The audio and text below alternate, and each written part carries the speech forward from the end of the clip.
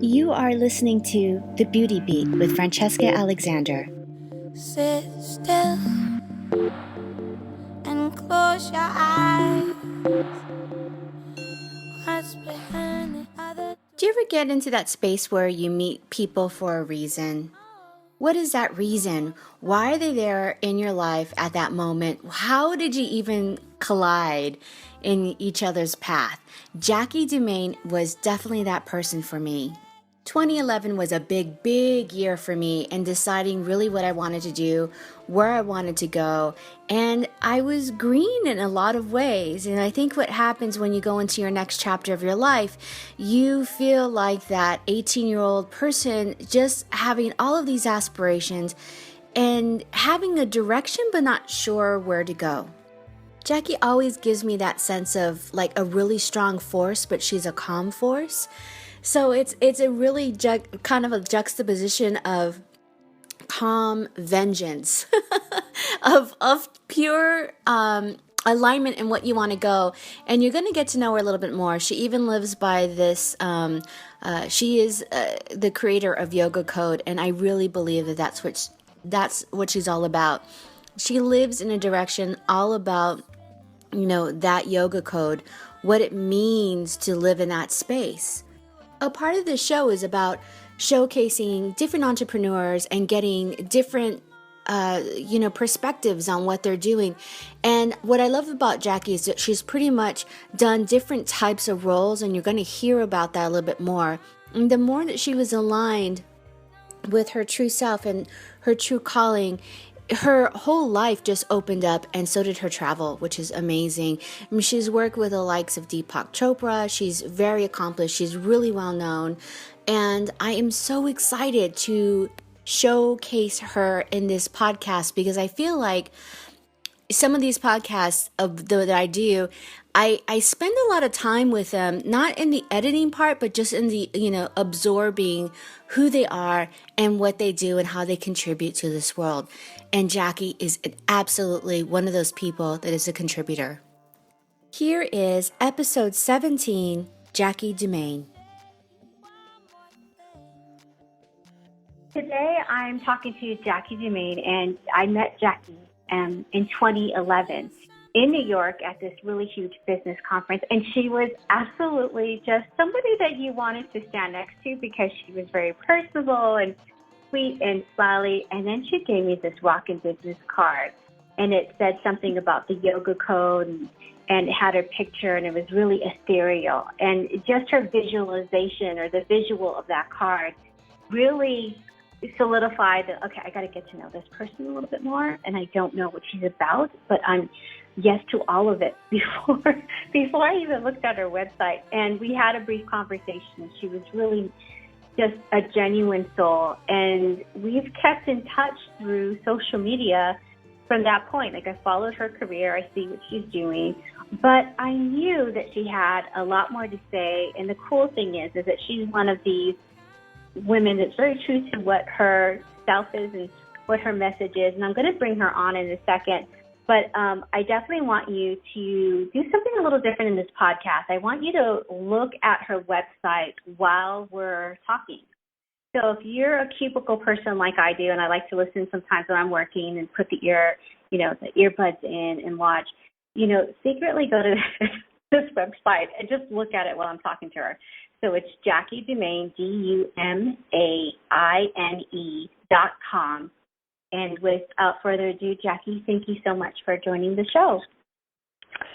Thank you for inviting me. I just think it's so amazing that here we are almost 4 years later reconnecting again. And I absolutely remember meeting you in New York City as well. And you know what? I have a feeling this is the beginning of a deeper friendship.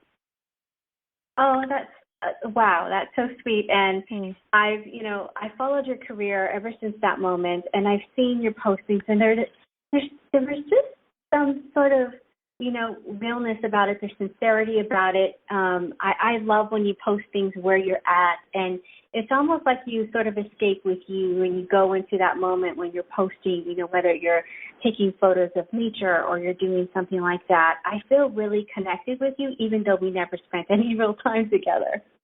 Hmm. Yeah, it's interesting. There's always this line in social media, whether it's on Facebook or Instagram, which are, I would say two of the platforms I like to use the most, as to how much to share. And I, at one point, I was using Hootsuite and scheduling some of my posts, and it never felt authentic. So, when I post something, I'm very much a feeler. I'm an extremely sensitive woman, and I feel and I become inspired by things in a really passionate way. So when I'm inspired by something, I believe that in order to inspire others, it's really important to share it in the moment, like the moment that it's happening, rather than saving it for a blog post in 2 months from now. Most of my blog posts are written the morning I sent them or the evening before. It's important for me to just be in the moment, in real time. Right, and I think that's why I like your blog a lot, because you can just really connect with, what's really important to you. Now, you are the creator of Yoga Code, and I want to talk a little bit about that. And I also want to talk about the evolution of your business. So when I met you, we both went to the same sort of business conference where it was really centered around marketing online. That basically was a drum that was beating that entire weekend. It was a fantastic event. And I walked away with a couple of things, and you did. I want to hear a little bit more about where you were at then and how that affected your business and what's come of it. Well, it's interesting because in October of 2011, which is when we met, I had literally just had the idea for the Yoga Code weeks before that, and it was on a run in nature, which is where I get most of my ideas and creative inspiration. And just a little background on me, I am a yoga teacher that quit the corporate world to explore the world of yoga, but I became fascinated with the philosophy of it rather than the postures. And without going into details, because you can literally get a PhD in yoga philosophy, and this is just a 1-hour podcast, but there are 10 very specific and unique principles to yoga philosophy that, if applied, can create some pretty dramatic transformation in your life. And I became fascinated with these principles while I was in India at the beginning of 2010. And that fall of 2011, when I met you, it came to me on a run. I can share these principles with others. I can, do workshops and turn it into a coaching program and do retreats with it. And then, boom, the name came to me, the Yoga Code, because these principles are really a code to follow. And so when I met you, Francesca, that seed had just been planted, but the vision around it was so clear. And, I'm sure many of your listeners may have or will at some point experience where, everything just becomes clear in a moment. And I always suggest get into nature, because to me, that's when a lot of clarity happens. And so that's how the Yoga Code began. And I believe it was a couple of weeks after I met you, when I came back to Canada, where I live in Calgary, I held my first Yoga Code live workshop, which sold out immediately. And it just kind of took off from there. So, yes, I see that you really exploded on the scene, and definitely in the circles that we were following, you were definitely a trailblazer. And I saw, a bit of an evolution happening with just your brand and what your philosophy was. So, what changed for you? What was there, like an obstacle, or is it just a new direction? Like, what changed with, all of our companies change from time to time. They evolve, I think. Mm-hmm. So how did that happen with you? Well, I find this is a really fantastic question, because I'm learning more than ever now that, entrepreneurship in itself is a journey of transformation and a journey of personal growth. So as our businesses evolve, we evolve. And in the same vein, as we evolve, our businesses evolve. And I think that became, my first initial struggles were, can I really do this? And really that was one from a technical perspective, because I just didn't quite understand how the pieces would all fit together. I had all the confidence in the world internally, but I needed to translate that into how can I get this out there in the way that I want to. And as I started getting it out in a really organic way, so just started with local workshops, and I always recommend that, like, before you explode online, just start local, start in your community, and started coaching people one-on-one locally, and some of it was face-to-face, and doing local retreats. And as the business started evolving and growing, and I was evolving and growing, there were times where the two weren't quite fitting together. So there was an evolution in my website, and then there was another evolution in my website, and then I didn't like that because it didn't feel like me anymore. And when I say it didn't feel like me, if any of you are on the website now, that website that was the one I went back to because it felt more like me. But I think some of the challenges were getting caught up in the identity of the business and the identity of me. And when I started becoming the identity of the business, it made me feel a little uncomfortable. And so I thought that I had to shift things and redesign a website, et cetera. And as I mentioned to you earlier, in the world of online business, and I mean, you just have to go onto Facebook to see how many people now are offering a variety of online courses on how to run an online business. I mean, it's overwhelming personally. That I got so caught up in the marketing of the Yoga Code and building this empire and trying to be this, build my online empire, as people would say, that I lost track of the message. So I started placing a lot more focus and attention on building this empire than on living the principles, and I forgot my why. So that's when I had to take another step back. I, reverted to my old website, which, by the way, I am in the process of revising that one, but that's just because the Yoga Code's taking a new direction, and I'm really excited about this. So it feels in alignment. But yeah, I had to take a step back, and when I went back to India, and I reconnected with yoga philosophy, and now I'm taking a different approach. So I believe one of the biggest lessons that I've learned is to take your time and go back every once in a while, like really go back and remember what your why is, and really pay attention to not get caught up in the hype. Not get caught up in the hype, because it really swallowed me for a while, and I needed to hermit for a bit. I needed to pull away from it all, and now that's affected how I want to go moving forward. I want to do things in a deeper, more personal way rather than this mass way. And that may change again. That may change. But for now, this is what I'm feeling, and I have to honor what I'm feeling now.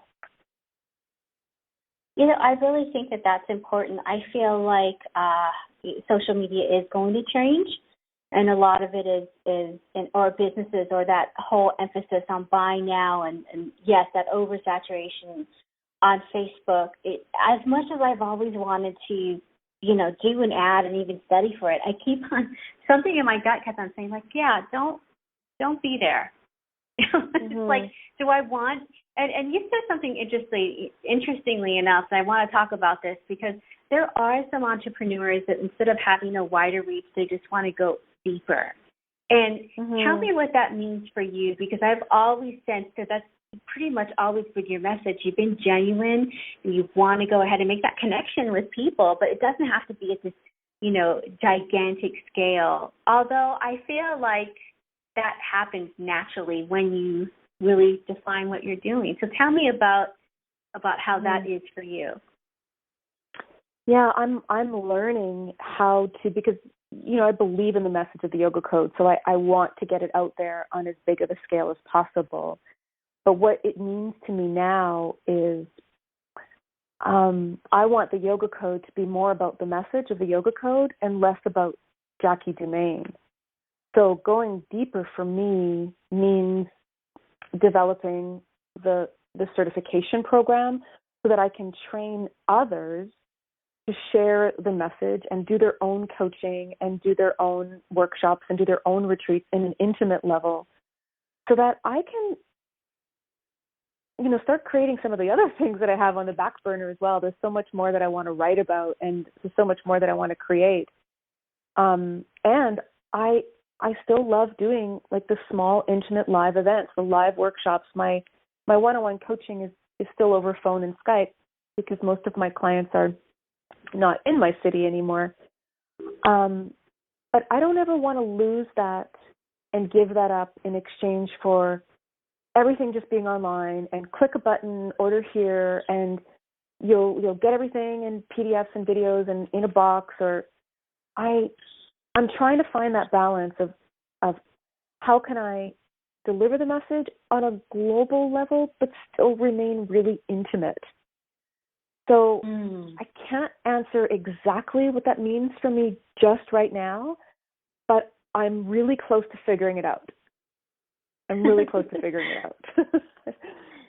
yeah, tell me more about the Yoga Code, like the whole life coaching program, because that seems like that was, something that I've started when I started looking at your career. You talked a little bit about that, but I'm really interested in like the coaching program and how does that fit in your business and what is that all about? Well, when I started doing the workshops, they were one-day workshops from 9 to 5, and I would literally take my groups through a journey through these 10 principles of yoga philosophy. And the principles are on my website, so if you want to learn about them, you can feel free to go there. And they were very experiential, and we would go pretty deep, and there would be a lot of shift and movement, inner movement with the participants. And I had several people come up to me afterwards or email me afterwards asking how they can learn more in a deeper way. So I started doing one-on-one coaching where I would take my students. I don't like using the word clients, so I'm starting to shift that to students. And I see myself more as a teacher than a coach, but, coach is what people use now, so that's what I'll use. Mm-hmm. But that may shift as well as I just feel a lot more connected to teacher. So I started taking my students through a 3-month journey through the Yoga Code. And every week we would go really deep into one of the principles, what it meant for them in their lives, how they could apply it in their lives. And then I would give them at the end of each session what I call a soul assignment, a series of tools and assignments for them to begin applying that principle immediately into their life. So this program became not just coaching every week, but it was a system to use and to follow that can be leaned on over and over and over again through our lives whenever we start to go off track. The tools will always be there. The principles will always be there. And I really see the Yoga Code like a spiritual blueprint, or I've used the term like a GPS for your soul. And that's how I use it still today, is when I feel like there's a little chaos or too much drama in my life, I can always go back to them, and I know exactly which one is out of alignment. So that's how the coaching began, and the testimonials and the results and the shifts that I saw were just mind-blowing, completely mind-blowing over the last 3 years. So it was only actually about 4 months into starting the coaching that I thought of the idea of offering this as a certification to train others. And it's taken me this long, 3 years, to, I wouldn't necessarily say have the courage to actually launch it, but I felt like I really needed to practice it and go deep with clients one-on-one for longer than 4 months before I could train others. So that's where I am right now. I'm getting ready to launch on a very low level. There won't be a big splash on it on social media. I'm doing a really gentle, intimate invite to the people that have expressed interest in it, and that's where I'm going to start, a really intimate group. There's a lot of benefits for having some sort of, having a project that's intimate, because yes, you do go deeper, and it tends to grow when you do something like that. It's instead of having that rapid succession. Oh, I got to make 6 figures in 6 months. This type of process that you're explaining has, definite sustainability to go past that 6 months and have something that's there that will build and inspire and grow, as many years as you go into it. Mm-hmm. Now, it was really interesting to me, too, because, just about the time that we met, the coaching scene was really starting to happen. And yes, I understand the identification of and I think it's great that you identify more as a teacher. There is benefit for having somebody that's like a mentor or a teacher. And people see this coming up in front of them a lot. Yes, in social media, maybe you signed up for a newsletter that, someone's a coach and they try to inspire you to sign on. And, it's always interesting to me to hear the other side of why we should get a coach, or why is that valuable? Or, when you're in particular with Yoga Code, why would we have a teacher to take us there? What are the benefits for that? Well, I think that we've lost, sight of what a mentor is in our world. I mean, I've connected with some super successful people in the business world, and all of them had a mentor of sorts. And I believe we all need someone there to guide us. When it comes to, in particular, the Yoga Code coaching, I think there's just so much value in connecting with someone that isn't a part of your immediate circle, where you can share your fears and you can share your dreams and you can share your goals and ambition and your samskaras. And that's a yogic philosophy term for our patterns, those negative patterns that keep showing up in our life that prevent us from moving forward. Those are called samskaras. Mm-hmm. So, to have someone that isn't our best friend or isn't our mom or isn't our sister to really be there to guide us with concrete tools. And I think that's important as well, is that, working with a coach, I love when I give tools to my students that they actually apply, and that's the key, that you have to apply them. And then we get on the call the next week, and they are just blown away by how this tool has created shift in their lives. So to me, that is such an invaluable gift, to be given tools and new perspectives on existing challenges in their lives, like how to look at their existing challenge in a different way that perhaps they never would have thought of. And it can be just such a joyful experience for both the student and the teacher. So for client and coach, whatever words you want to use, I could be having the worst day in the world. And as soon as I get off a call with a client, I am so inspired by them. So I think it's a mutually beneficial journey. Absolutely. And, I do like that whole, connection with another person. That for some reason it does seem like when you're coaching someone that they actually are saying something that benefits you at the same time, like it's reciprocal, like you were meant to hear what they were supposed to say at that very moment, which is pretty crazy. Mm-hmm. I think that synergy thing does happen, and I do like the idea of that structure. I know that personally, I've received so much out of being the student and later on and doing career coaching. It's been, very beneficial to me too.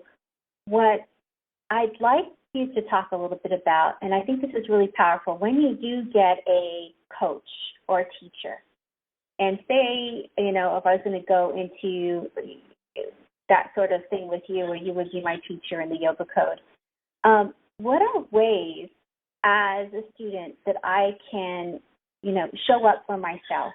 And there's a lot of things that, especially if you're a newbie and you've never been coached or taught before in this sort of setting, there's a lot of things that we do, like avoidance and maybe not, maybe be late for a call or reschedule like crazy.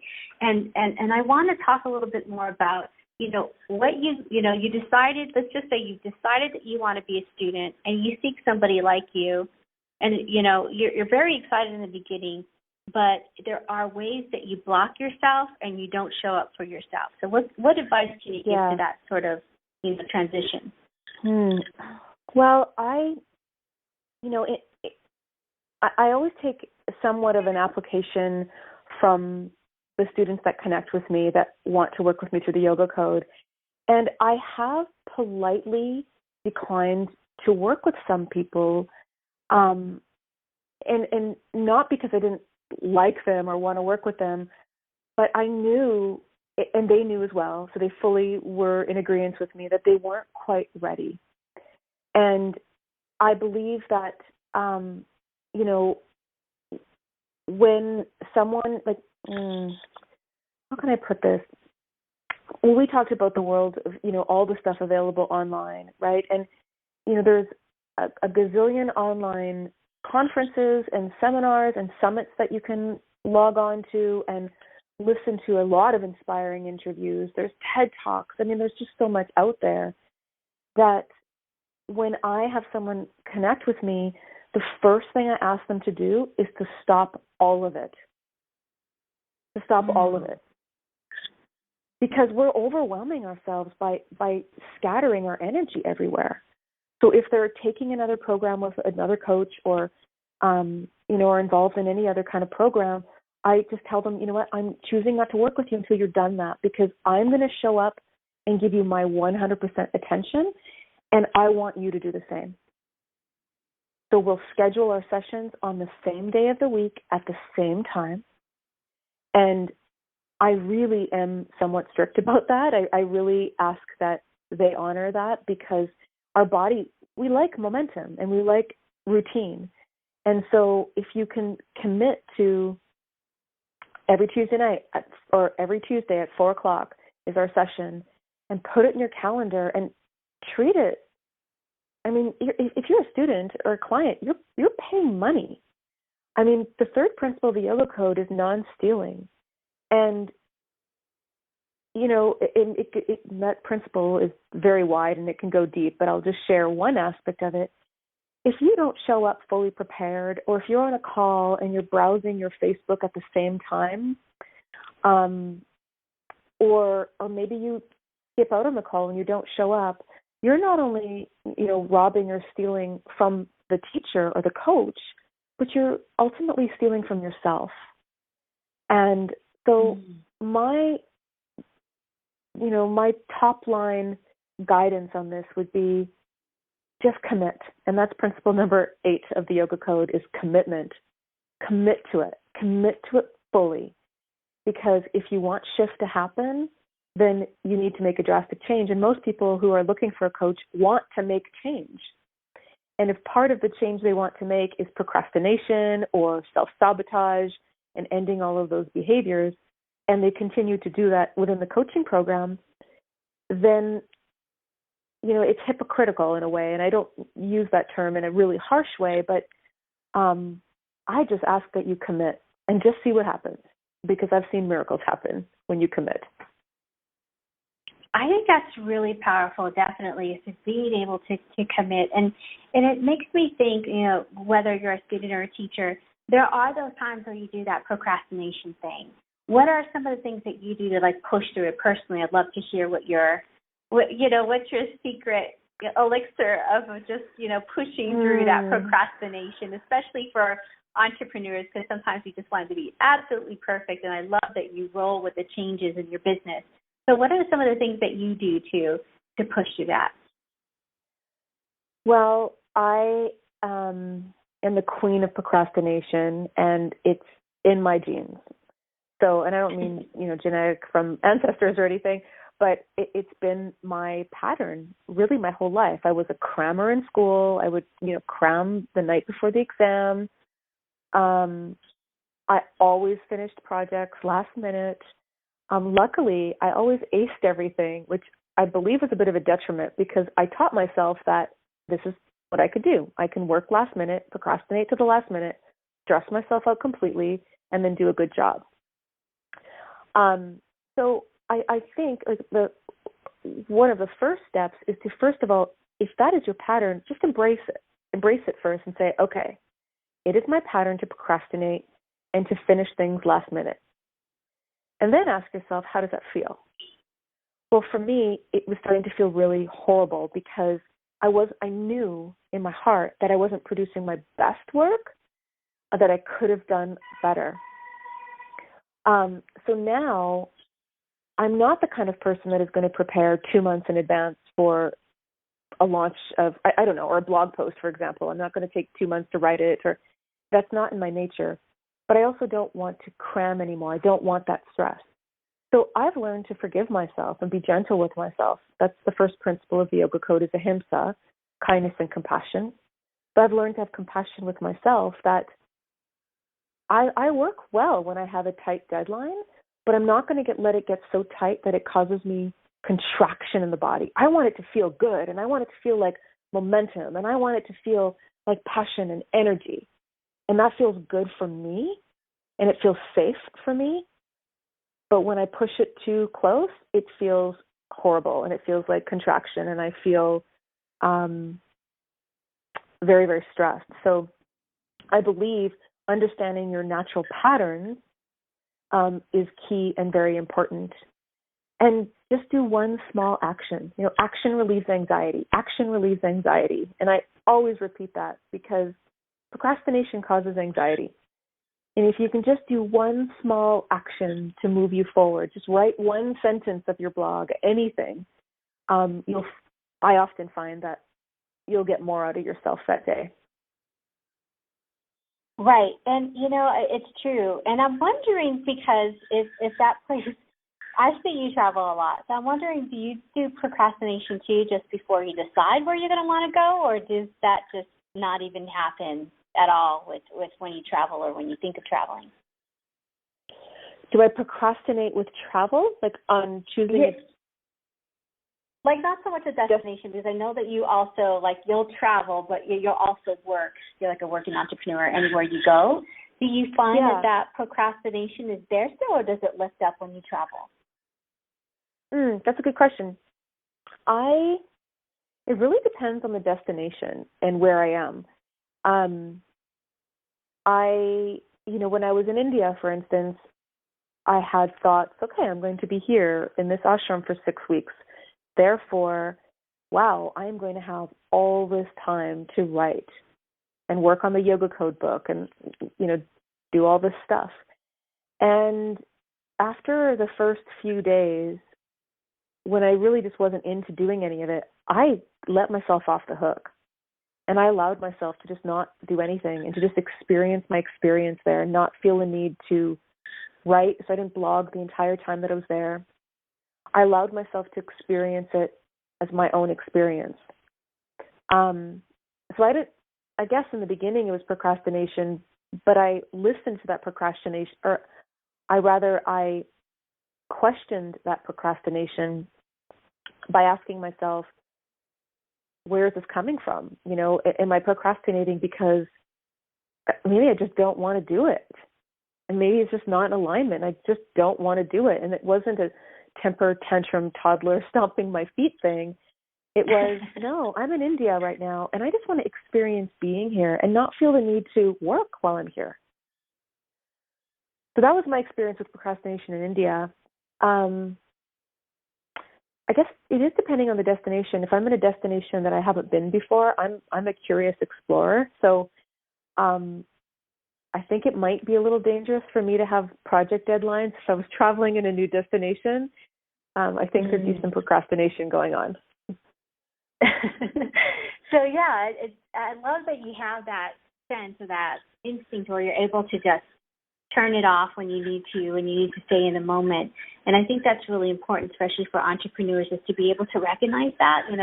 When do you work? One of the things that I did in LA is I would normally work from 8 a.m. till like 1 o'clock, 1 a.m. Basically, on and off, not solid, but it was just really something that I did. And when I moved over to New Zealand, I made this agreement with my partner, with my husband, like, all right, I'm going to work from 8 a.m. and then stop at 6, which to me was pretty insane. And then to top it all off, I'm not going to do that 7 days a week. I'm only going to do that 5 days a week.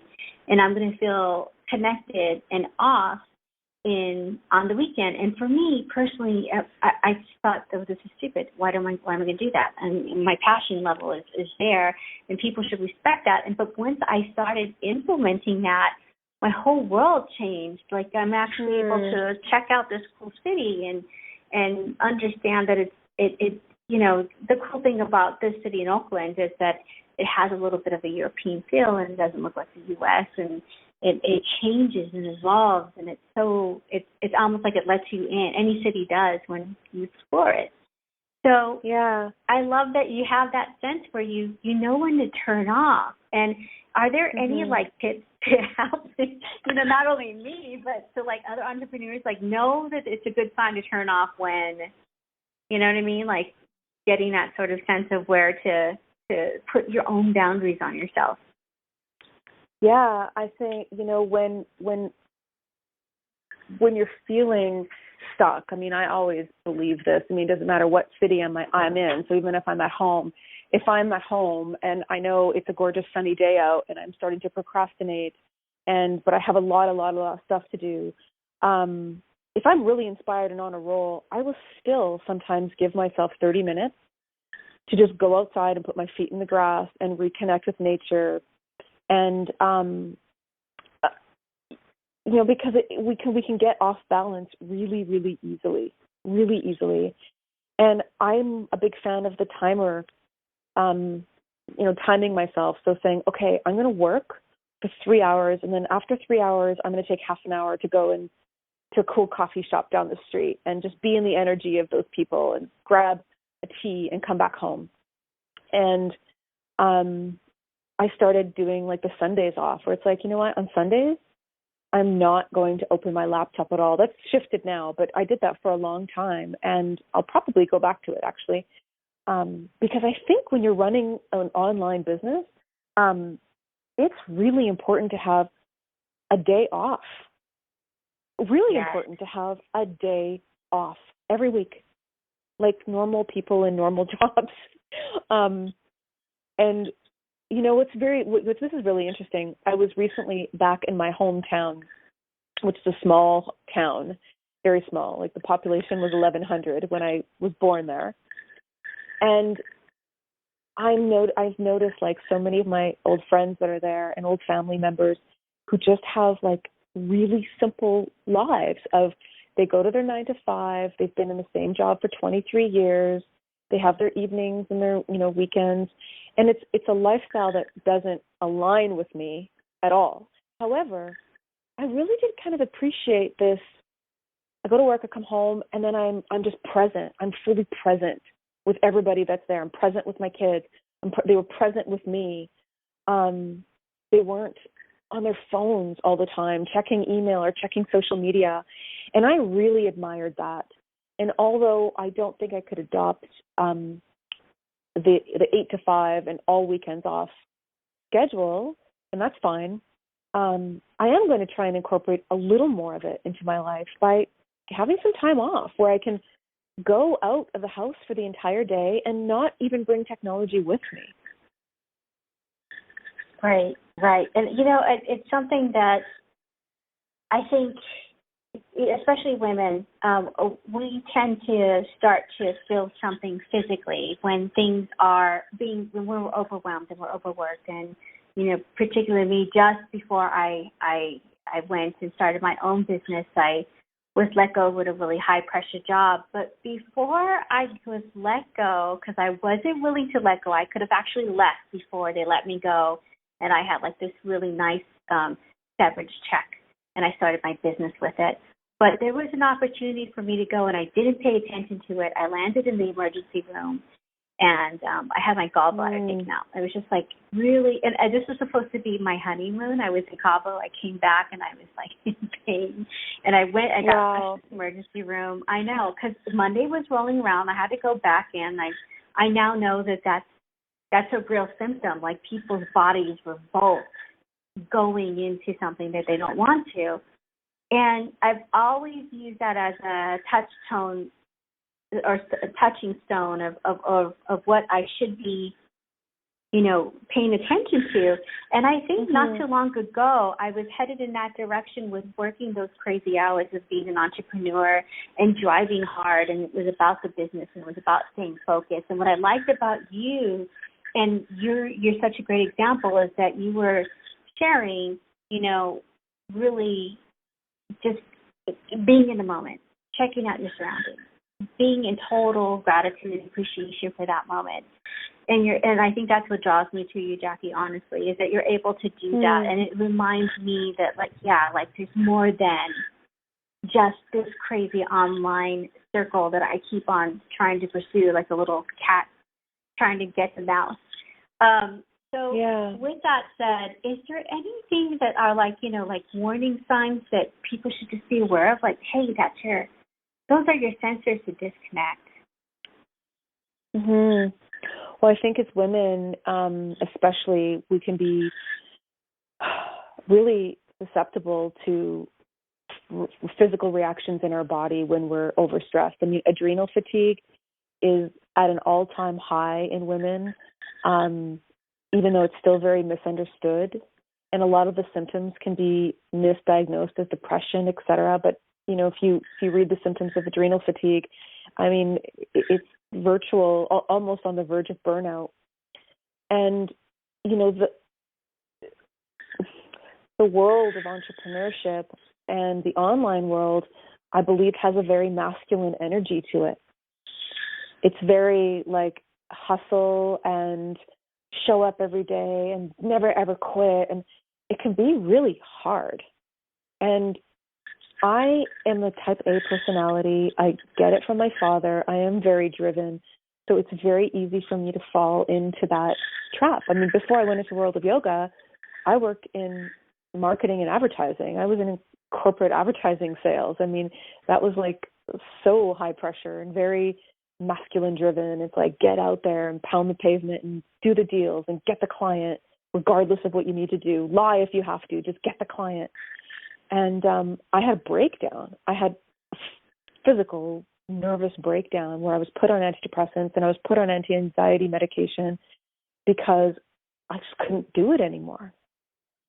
And, so I went to the world of yoga, but just because I'm in an industry that teaches the philosophy of yoga doesn't mean I'm not susceptible to falling into that hard male energy, go, go, go trap. So I really believe this is why for me, and I mentioned this at the beginning of the call, going out into nature is such a reset for me, to just get out in nature, to see the trees without my phone, without anything, and just to be in it. But signs that, warning signs, fatigue, fogginess. For me, it's like when I have sudden cravings for lots of carbohydrates and sugar, feeling uninspired, and sometimes I'll even feel physical pain on my right side, in my liver, which, our liver houses a lot of anger, anger.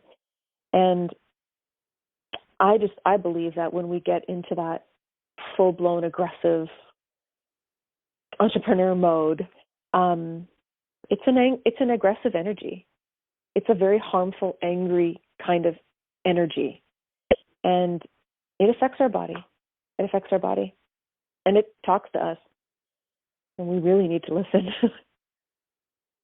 I love that. And I'm going to, this is a great way to I think, and to wrap up with you, because people that really felt this sort of powerful surge like I just did need to just go and connect with Jackie and check out the website, sign up for the newsletter, but more importantly, check out to see Well, let me ask you, are you taking on any coaching clients? I'm just wrapping up my spring session of 2015 client. So the way that I work is I start everyone on the same week, even though it's one-on-one, and then we end on the same week. And I will be taking a couple months off from one-on-one coaching over the summer, but launching in the fall. But if someone is interested, I really suggest reaching out because I do start developing a little bit of a wait list for the fall. That's true. I've seen a lot of your programs go into a big wait list, and which speaks a lot about you and what you give. So I encourage everybody to just check out JackieDumaine.com. I'm going to have all of the links in the podcast and also on the blog. So, I encourage you to check it out, look at it, have a conversation, connect. And if you feel like you're one of these people that need a little bit more guidance and being in touch with what your body is saying to you, I know that Jackie can help you get there.